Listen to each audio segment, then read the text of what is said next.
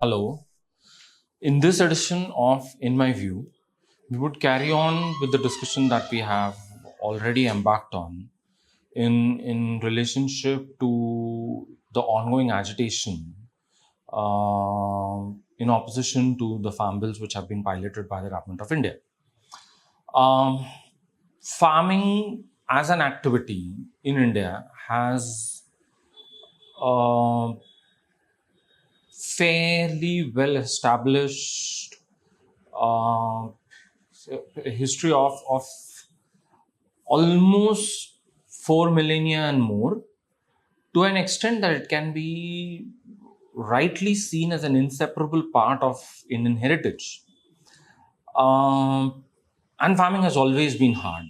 Rarely has there been a moment in South Asia's history when farming was as easy, or changes to the same were as easy as are visualized by the eminent, the word eminent in some sort of quotes, agroeconomists and agroscientists of the variety that have been writing endlessly in newspapers ever since these laws have been passed, arguing in favor of them. In view of whatever has been written by these people, it seems that farming is a fairly easy activity, and tweaking and changing things just requires the right sort of the will of the sovereign, as reflected in laws of the variety that have been presently passed and have been presently debated and confronted against. So it's just that you get the right sort of policy mix and you can go about making whatever changes to farming that you want. Ground reality such as otherwise, farming has always been a much different, much difficult activity, and has never responded to the sort of top-down changes that have been visualized in the case of these laws. Having had said that, ever since India embarked on its economic reforms in the 1990s, which would be 3 decades, almost 3 decades in 2021. If there has been one thing that has been persistently sought to be changed and to be reformed, it has been agriculture.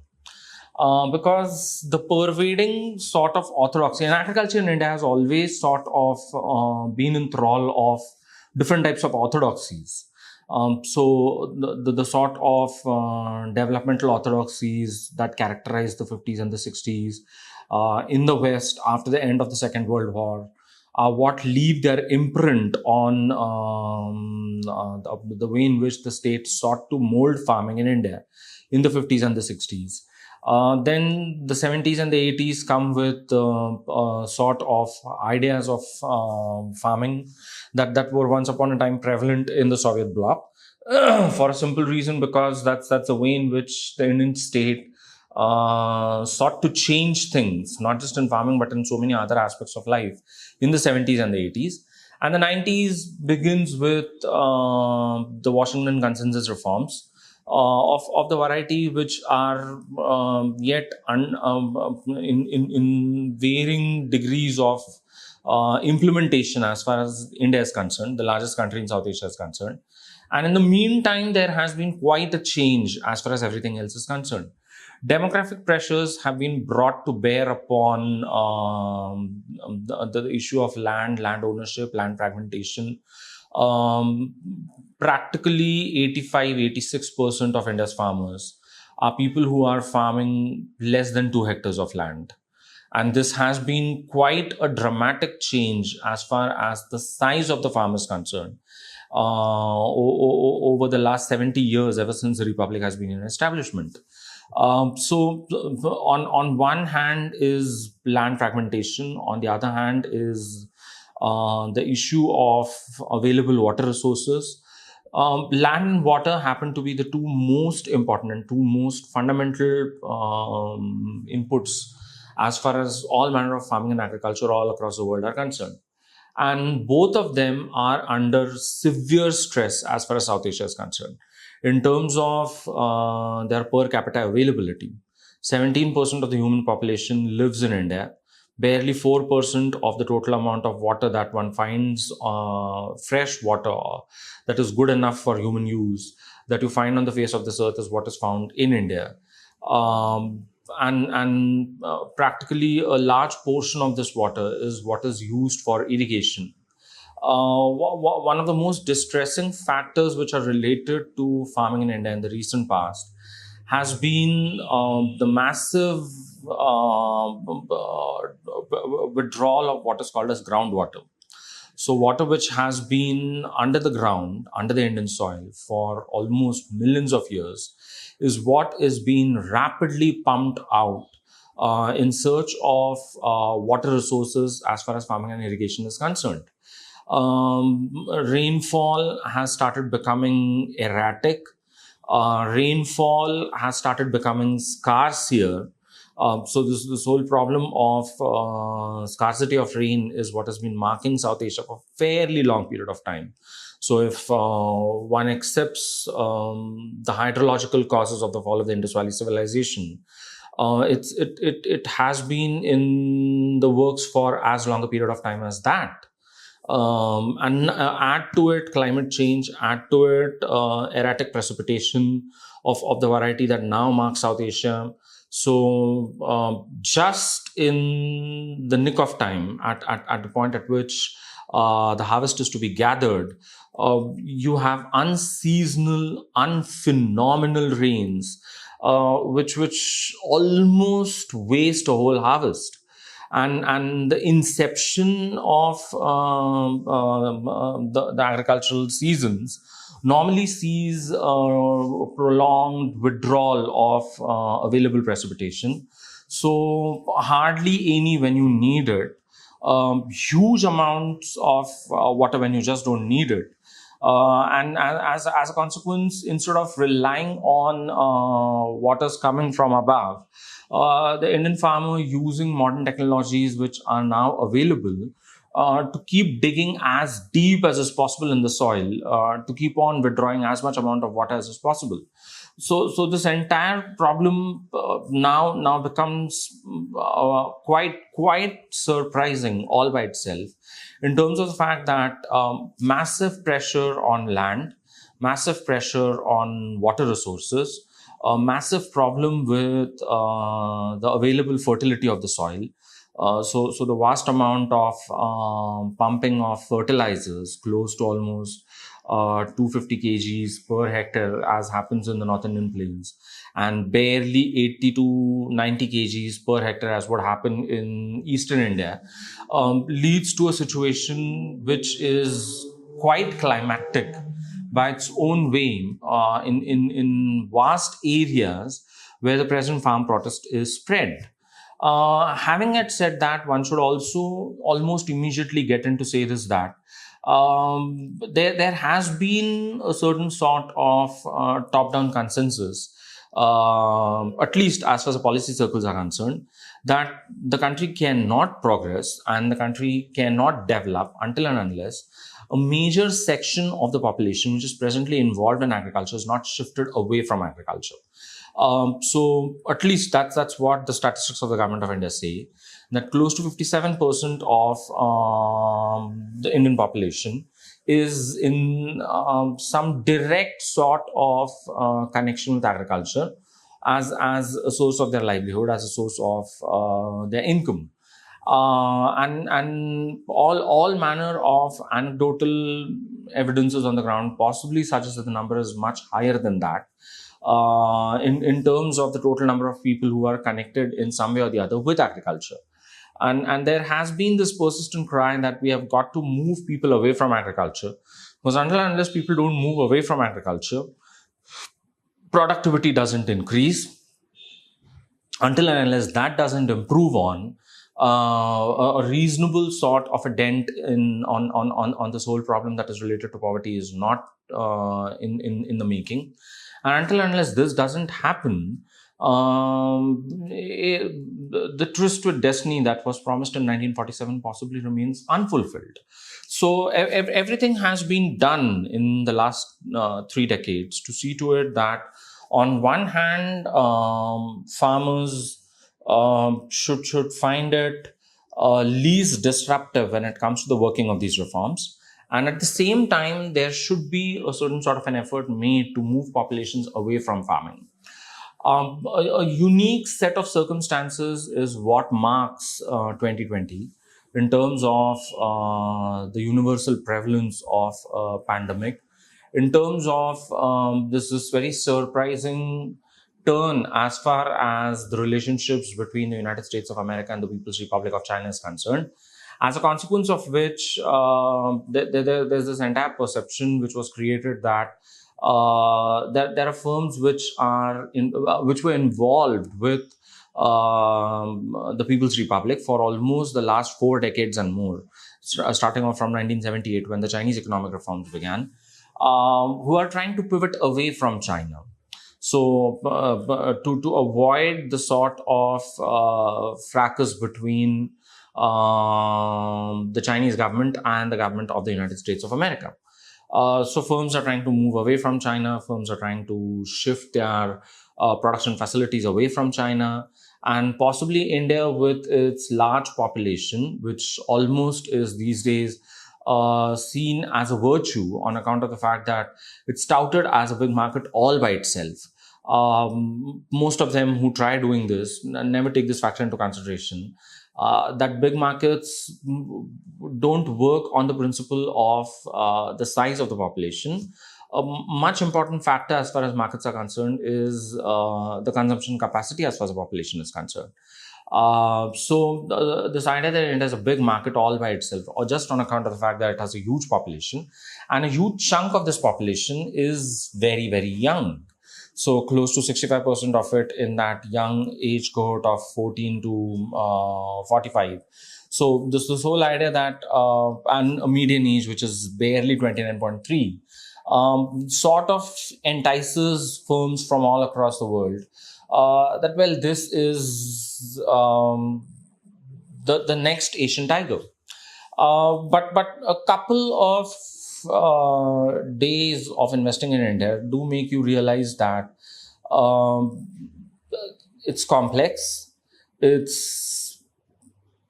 One shouldn't say it's Byzantine, because it's possibly more weird than that. So it's somehow the other amazing sort of world which is bureaucratic, which is wrapped up in a way in which there's just no way by which you can make a dent as far as your investments are concerned. So somehow the government of India in the summer of 2020 rises up to this opportunity that, firms want to leave China. Firms are eager to leave China. And if you just have the right policy on the table, the right policies that are enunciated and encouraged by the government, firms possibly would consider moving to India. Ever since 2016, when the Trump presidency was inaugurated, and this ensuing fight between the Chinese and the Americans, as what was called as a trade war started, yes, there were firms that did leave China, but barely 2% of them came to something called as India. Most of them moved into Vietnam, most of them moved into Mexico, most of them moved into Bangladesh. So firms moved all across the place. It's barely 2% of the firms that managed to move, that are moved out of China, that moved into India. And there are legions, the reasons are legion for all of this. Presently, there's this very interesting sort of a problem that is happening with Wall Street and with these social media platforms, which have suddenly turned radical in terms of making investments and making bets on Wall Street scripts.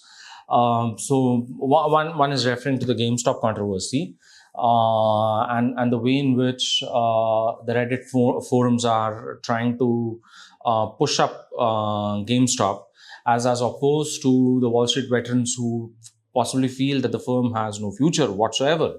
So the short period of time in which the GameStop script went from $40 to $450 in barely something like 10 to 15 days. And the sort of acrimonious back and forth which has started between the Wall Street veteran firms and funds, as opposed to these Reddit forums and groups which are pushing for and are advocating GameStop's cause. So in the light of that, one feels that the government of India and this fabulous organization that it has spawned since 2014 called as Niti Aayog could possibly study as to how do markets come into existence, how do markets function, because Delhi seems to be in thrall of rather old world mercantilist sort of a notion that the crown charters companies, the crown charters merchant towns, the crown charters trade and commerce, and lo behold, trade and commerce starts, and the world's a different place. Possibly the modern world of the 20th century or the 21st century doesn't work like that. Markets don't come into existence because of sovereign will. Markets possibly come into existence because of so many other factors, encouraging will of the sovereign possibly being just one of them. And especially the Indian case is quite clear about it, possibly not even a very decisive one at that. Markets don't come into existence by government diktat. That stopped a long time ago. Comic-Con as a trading bloc, as willed by the governments and the countries of the Soviet bloc, failed to take off in the first place and then almost came collapsing with the end of the Soviet Union. So this very Soviet-like idea that the state wills markets outside the APMC yards, wherein farmers can go and sell their produce at prices mandated by the state,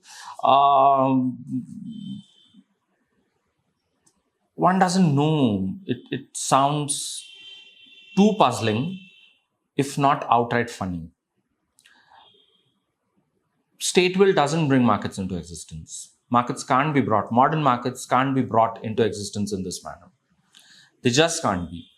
And the sooner folks in Delhi try learning this, it's better for practically everybody involved in this.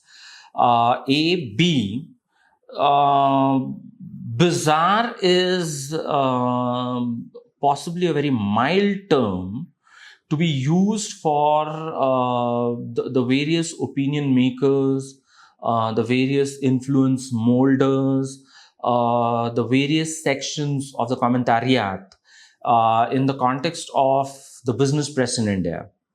Folks who would on one day write editorials praising the Prime Minister and his government for having had come out with these 3 bills to the high skies, and on the next day, almost in as schizoid a way as is humanly possible, turning around and decrying the base price for the next round of spectrum auctions that has been circulated by TRAI as something that is impossible and as something that has possibly in the long term brought the telecom sector in India to a ruin.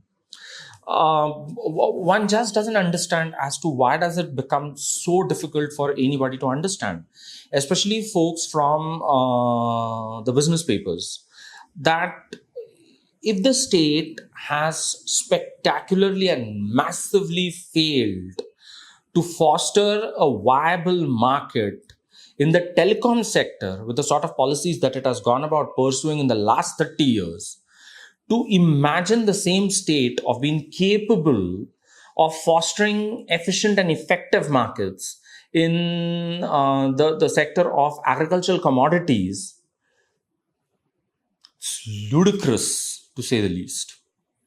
So folks who do understand this better and folks who do understand that state policies have ruined the telecom sector in India.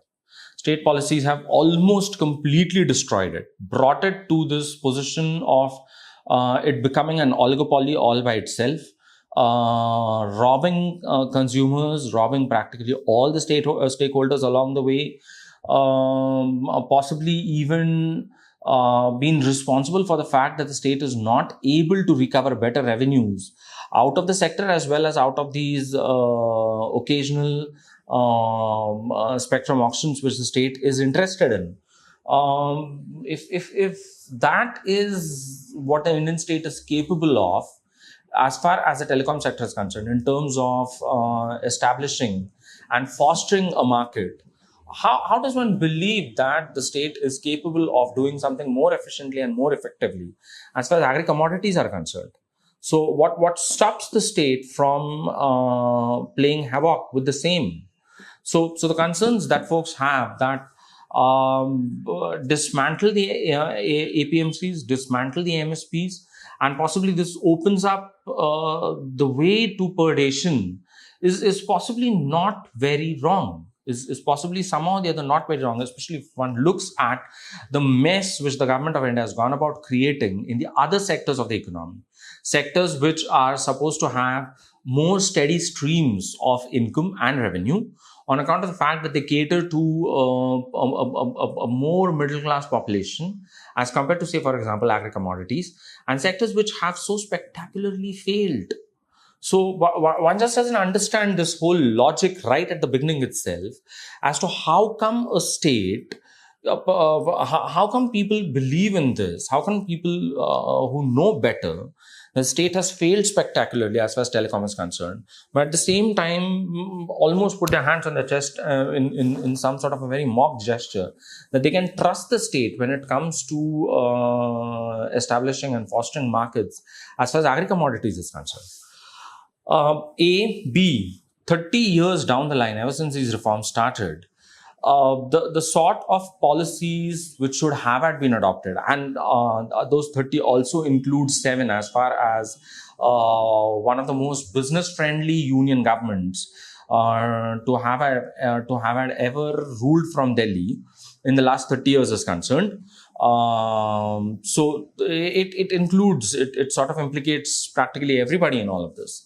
So the one problem that we do witness is the right sort of a policy mix, which should have had been pursued to see to it that other avenues of employment do become easily available for people who are presently practicing farming. Avenues which possibly would not lead to a situation wherein they stand to lose everything. So on one hand, massive infrastructure developments of a nature which demand a change in land use policy, acquisition of agricultural lands, fertile agricultural lands, which were right at the core of the Green Revolution of the 1960s. And then on the other hand, there's this whole problem with low paying jobs for people with low skills, making it impossible for people to move out of agriculture.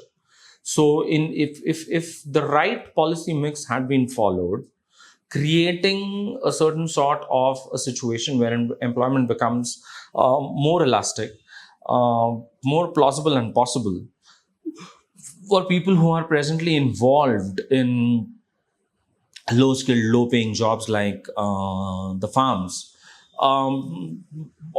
Possibly the sharpness of this of the opposition to these bills would have had been blunted in some form or the other.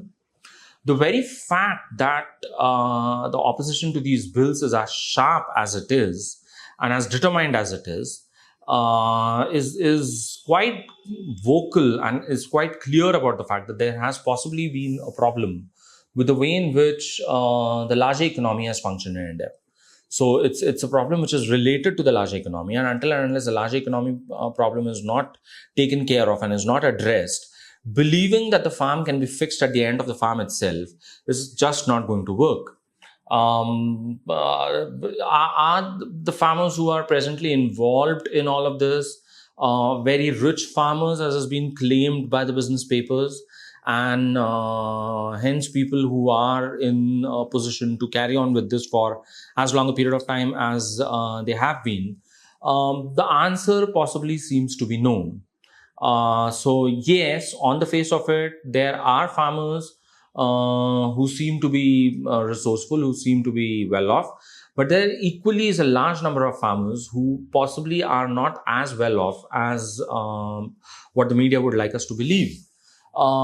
It's just on account of the ease of movement along the roads, the national and the state highways in the North Indian plains, that sees them move in and out as far as the different protest sites are concerned in as large numbers as one has been witnessing in the last 60 odd days. But this is definitely not the action of people who are very, very rich. Yes, the government of India does have a report which has been duly well researched to say that it's just 6% of the farmers who possibly derive benefits out of the MSP. 3.5, 3.6 trillion rupees is what the government of India spends on MSP support every year.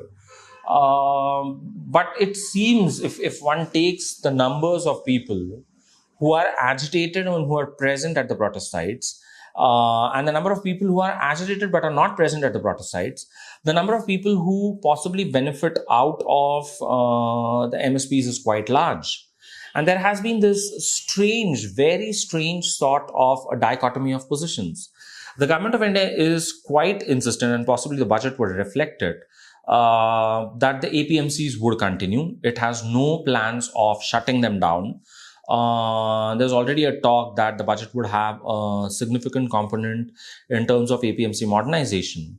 So the APMCs are not going to be shut down. The government is also clear, the union government is also clear about something which says that the MSPs are also going to continue. So MSPs would be declared. There would be purchases along the lines of the MSP for the sort of agri-produce which is presently being purchased by the government of India. It's the commentariat in the business papers that looks at these three bills as a point of inception for the end of the APMCs and for the dismantling of this entire thing called as MSP regime. Interestingly enough, the government hasn't rebuffed them. So the government, as a significant agency which should have asked them to shut up, has not done so till now, resulting in a certain sort of doubt and suspicion that what is being cried around loudly in the business press is possibly what the government intends, but as of now doesn't have the courage to own up to. And that's exactly the sort of problem that one is looking at. So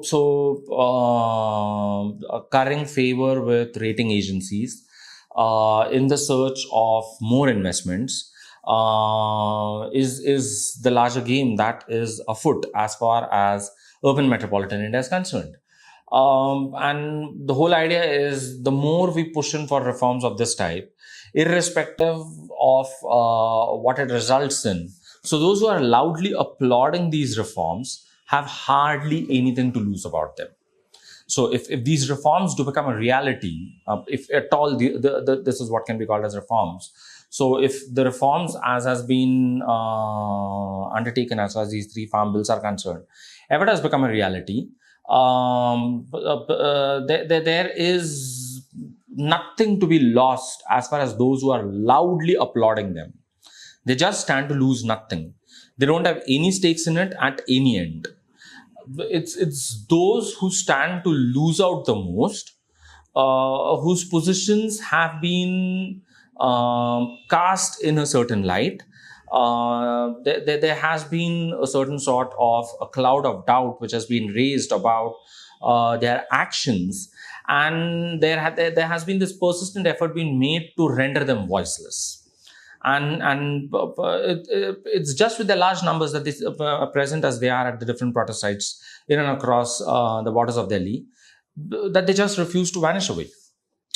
And it's amazing as to what extent this just sounds to be A rehashing of what Parvez Musharraf once upon a time used to say in Pakistan, in the face of massive protests against his government, that there is a silent majority that supports him. There's some sort of a silent majority which is present all across Pakistan that is in support of his government and its policies. No one ever knew as to what kept them silent. In the Indian case, yes, they are definitely not silent. They are writing editorials, they are writing opinion pieces, they are making as much amount of noise as is possible in the print and the electronic media, and trying to bring those protesting against these bills in as much of notoriety as is possible.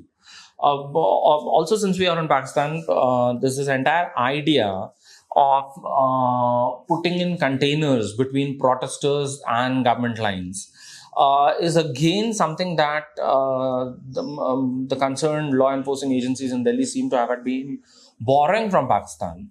So one remembers the Qadri protests that had once upon a time happened when this very influential Barelvi cleric had flown all the way from Canada to protest against the Pakistani government, and you had similar sorts of containers which had been placed all along the highways to block protesters from entering into Islamabad and Rawalpindi. So quite a lot that is in common when all effort has been made to prove that we are different from our neighbors. Anyway, that's a different issue altogether.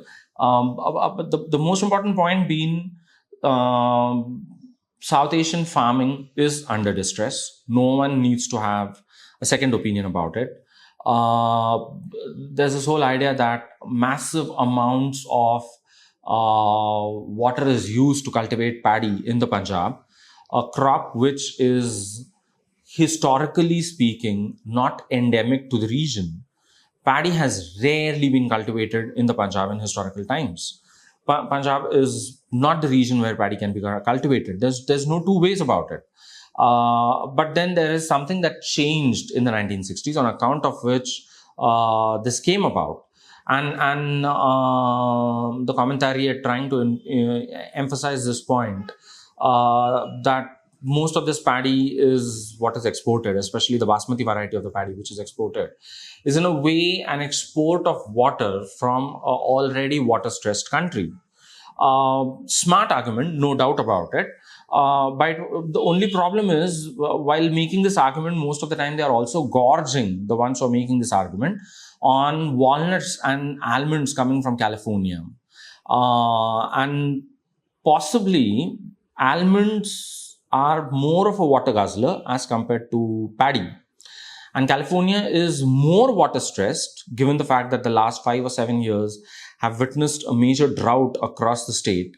So it seems that the modern trade in agri-commodities that transcends borders as a consequence of the establishment of the WTO in 1995 does involve the movement of waters in different directions. So just as a basmati variety of paddy takes water out of the Punjab plains to different regions of the world, but then the point being made by the people in India, the point being made by sections of the commentariat, forget this, that they are also gorging on something called as California almonds, which is Californian water from a region which is extremely water stressed in India. So on one hand, one needs to keep this factor in mind, that the trade in agri-commodities is no longer as simplistic as it once upon a time was. There's also this call that we need to take into consideration the changing preferences as far as food in India is concerned. So this whole idea that we have possibly moved away from consumption of this sort of cereals that the Green Revolution of the 1960s was, to consuming more of vegetables and fruits. And hence, this sort of a destructive way of doing farming should be given up once and for all. Again, this is something that is strange. So it's like a certain sort of a position of influence and authority which says that, well, we no longer consume cereals, so why do you farmers keep on growing cereals? Just because of the fact that you get MSP, you keep on you keep on producing cereals, but we are no longer consuming cereals. Why don't you do something more productive like vegetables and fruits? Fine. They are as much voters in this republic as the ones who are now consuming vegetables and fruits are. And the value of the vote is similar. And at least this should be taken into consideration by people who are commenting on these types of issues. We'll come back to this again in one of the subsequent episodes to talk about what exactly do these bills intend to do and what exactly is the problem as far as the response from the fields to what these bills intend to do is concerned. Thank you.